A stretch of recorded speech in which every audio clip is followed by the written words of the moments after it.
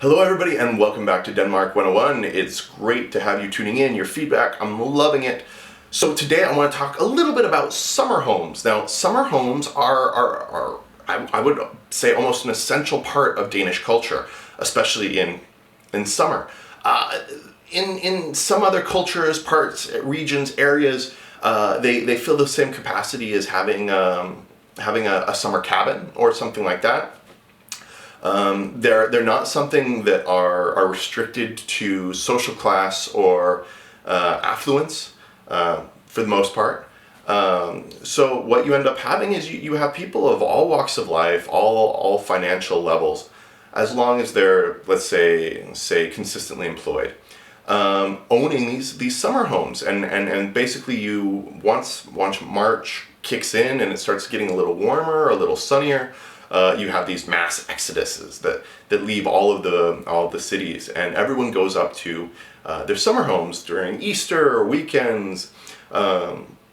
Often they're maybe just an hour's drive away, and so I've had colleagues that actually would spend most of the summer living out of their little summer home, up the countryside a little bit, instead of here in the city.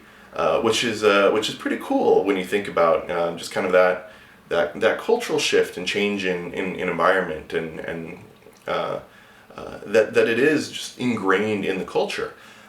It does make sense to a certain extent as well. These homes, some are more extravagant, of course, but for the most part are very, very simple. I mean, they're one or two rooms.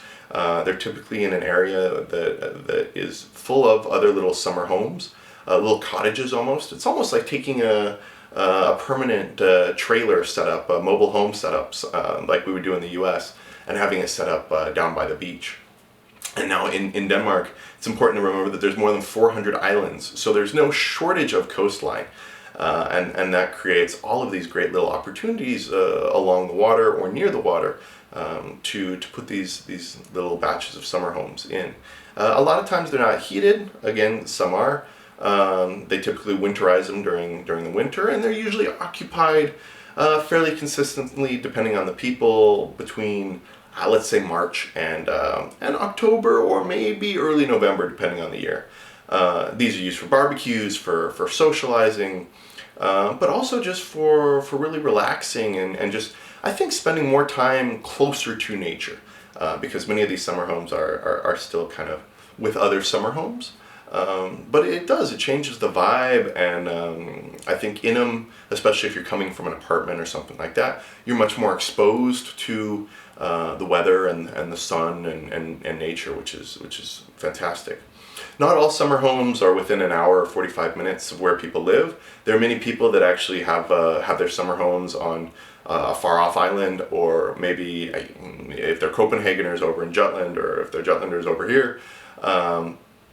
So and that's 2, 3, 5 hours drive, depending. So they're probably not staying there and commuting in, but they will go on the weekends fairly consistently for a lot of weekends back to back. And again, there's a lot of barbecuing and social environments, social activities that go with it, as well as just kind of relaxing. One of the other kind of cool extensions of that is, I think they're less common now, but there are a lot of green spaces throughout the city, and then within many of those green spaces, you actually have small shed areas, and so it'll be very green and overgrown once the vegetation comes in, and full of flowers and flower beds.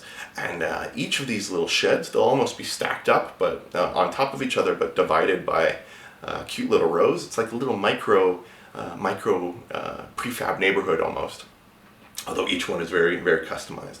And some people, they'll go and they'll spend the day at these gardening and relaxing, or they'll go there after work for a little while.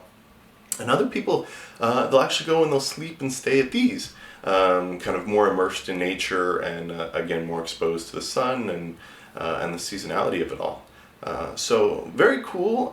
In some ways, very different than a lot of other places that I've seen and lived, but in some ways also very similar, I suppose. So hopefully that sheds some light. Now when you run into Danes, or if you are Danes, feel free to tell me about your summer homes in a comment. But for the internationals, when you run in the Danes and they're going off to their summer home, hopefully now you will better understand what's going on. Thank you for tuning in. Thank you for sharing these videos, getting the word out. I really appreciate it. And of course, subscribing, because there are always new Denmark 101 videos just around the corner.